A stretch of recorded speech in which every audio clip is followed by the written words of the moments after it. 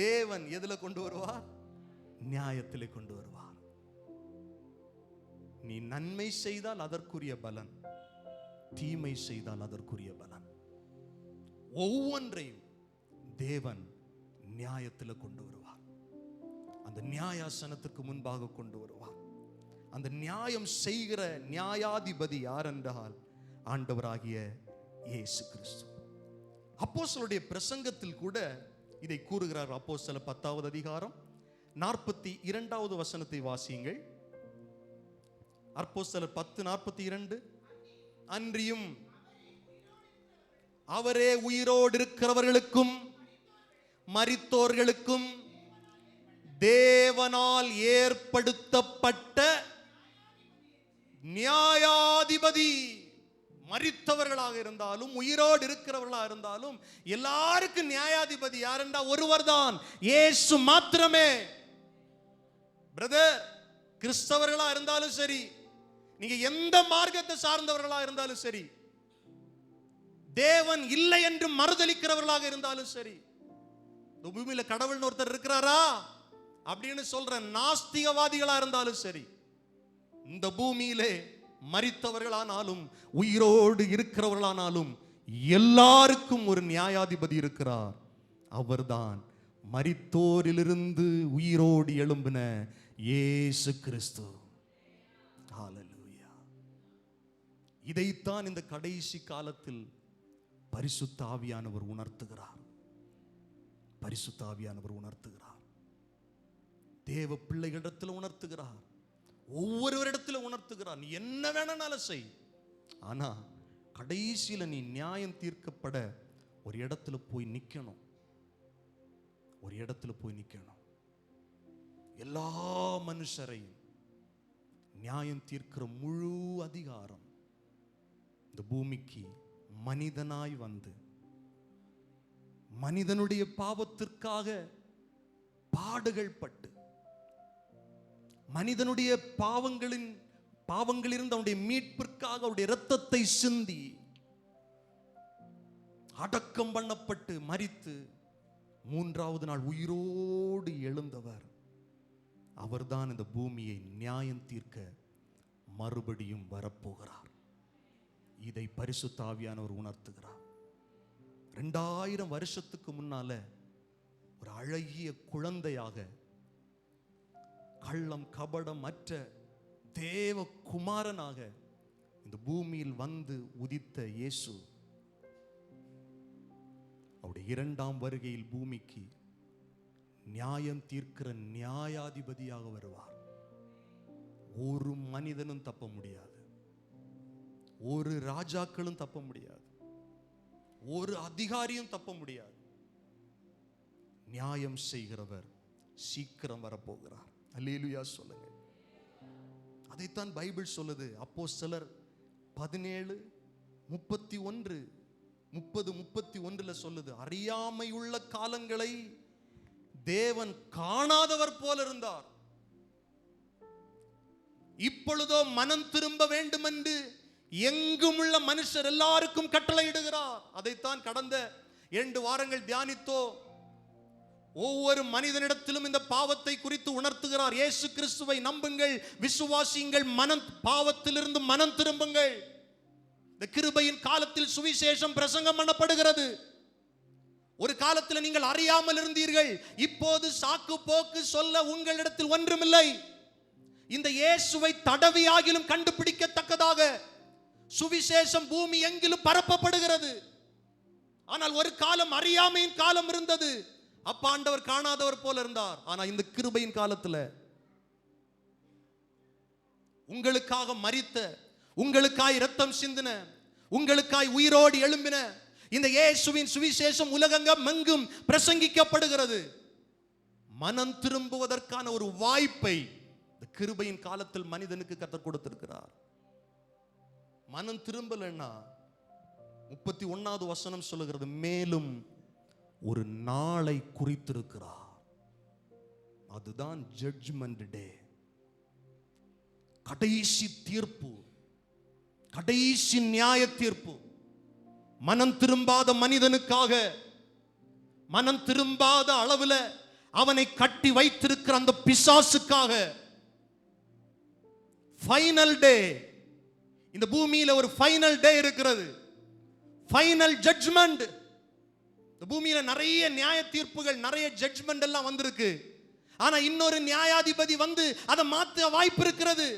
உயர் நீதிமன்றத்தில் ஒரு ஜட்ஜ்மெண்ட் வந்துருச்சுன்னா நீங்க உச்ச நீதிமன்றத்தில் மனு தாக்கல் பண்ணி மறுபரிசீலனை பண்ணி இந்த ஜட்ஜ்மெண்ட்ல இருந்து நீங்க விடுதலையாக்கப்படலாம். ஆனால் இயேசு கிறிஸ்துவுடைய நியாய தீர்ப்புக்கு முன்பாக வந்து இயேசுவை ஏற்றுக்கொள்ளாத ஒரு மனிதன் நியாய தீர்ப்படைந்தா அதன் பிறகு அவனுக்கு வேற ஜட்ஜ்மெண்டே இல்லை, ஃபைனல் கால்.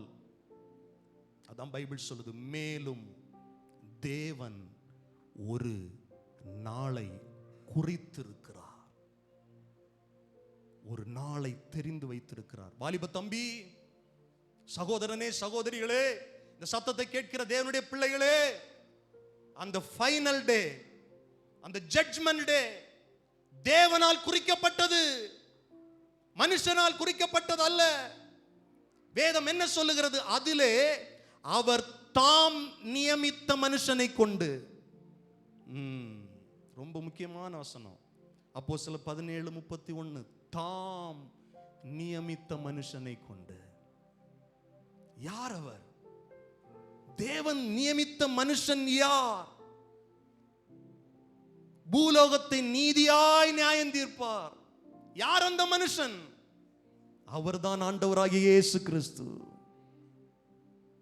உலகத்தில் வந்த, மனிதனாய் வந்த தேவகுமாரன் இயேசு கிறிஸ்து, அவரைத்தான் அந்த ஃபைனல் கால்ல, ஃபைனல் ஜட்ஜ்மெண்ட் டேல நியாயம் தீர்க்கிற அதிகாரம், முழு அதிகாரத்தையும் அந்த இயேசுவுக்கு தேவன் வைத்திருக்கிறார்.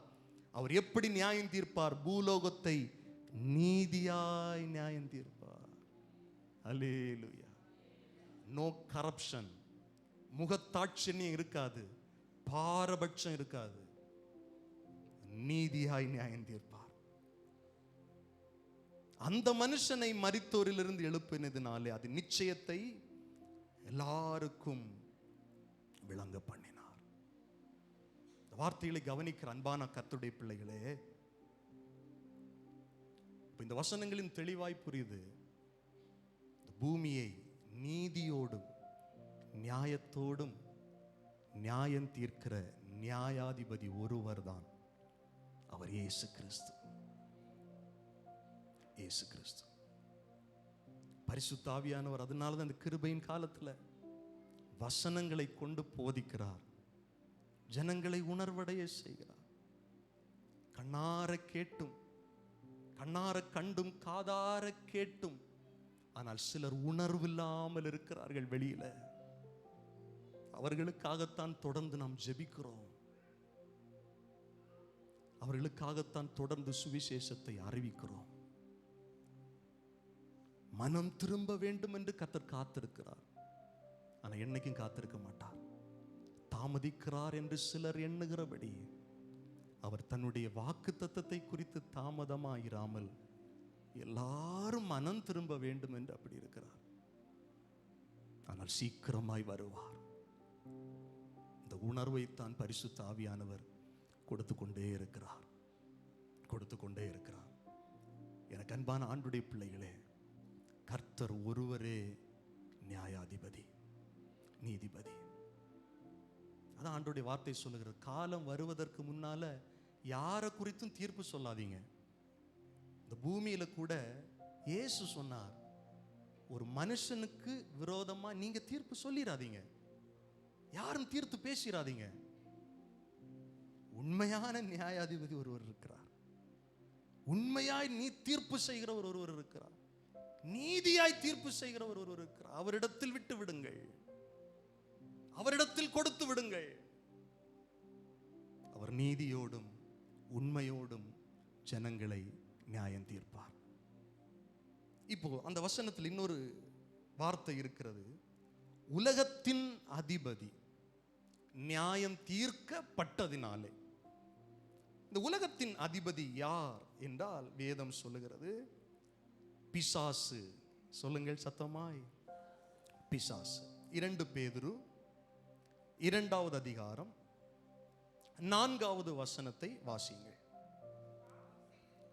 பாவம் செய்த தூதர்களை தேவன் தப்ப விடாமல் அந்தகார சங்கிலிகளினாலே கட்டி நரகத்திலே தள்ளி நியாய தீர்ப்புக்கு வைக்கப்பட்டவர்களாக ஒப்பு கொடுத்து.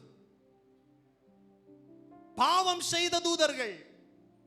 நான் கொஞ்ச நாளைக்கு முன்னால பிசாசுடைய உருவாக்கம், பிசாசு எப்படி இந்த அவனுடைய அந்த தேவ தூதனுடைய செயலை இழந்தான் என்பதை குறித்து தெளிவாக ஒரு பிரசங்கம் நான் உங்களுக்கு போதித்திருப்பேன்.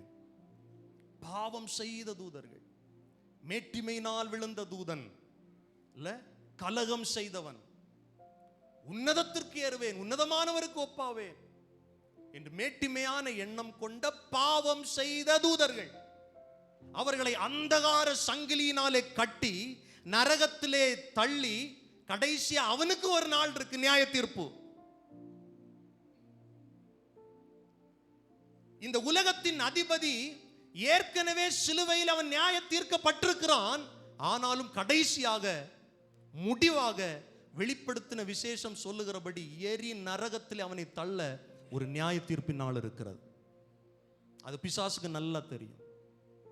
அதுதான் பிசாசு இயேசு இந்த பூமியில வந்த உடனே கதறுவான், காலம் வருவதற்கு முன்பே எங்களை கெடுக்கவா வந்தீர். அவனுக்கு தெரியும் ஒரு நாள் என்னுடைய முடிவு பாதாளத்துக்கு தான், ஒரு நாள் என்னுடைய முடிவு நரகத்துல தான். அவனுக்கு நல்லா தெரியும். அவன் சொல்றான், காலம் வருவதற்கு முன்பாக எங்களை கெடுக்கவா வந்தீர், நீர் தேவனுடைய பரிசுத்தர் என்று நான் அறிவேன். பிசாசுக்கு நல்லா தெரியும், நீ தேவனுடைய உன்னதமானவர் என்பதை அறிந்து கொள்ளவே கொண்டிருக்கிறேன். பிசாசுக்கு நல்லா தெரியும், இயேசுவை குறித்து நல்லா தெரியும். நமக்கு உணர்வு இருக்கோ இல்லையோ, அவனுக்கு நல்ல உணர்வு உண்டு. அவன் கடைசியில் நியாயம் தீர்க்கப்பட போகிறாங்கிறது உணர்வு உண்டு. எத்தனை பேர் ஆமேன்னு சொல்லுவீர்கள்? சிலுவையில் இயேசு இந்த பூமிக்கு வந்த பிரதான காரியங்கள் ஒன்று என்னன்னா, பைபிள் என்ன சொல்லுது? பிசாசுடைய கிரியைகளை அழிக்கவே.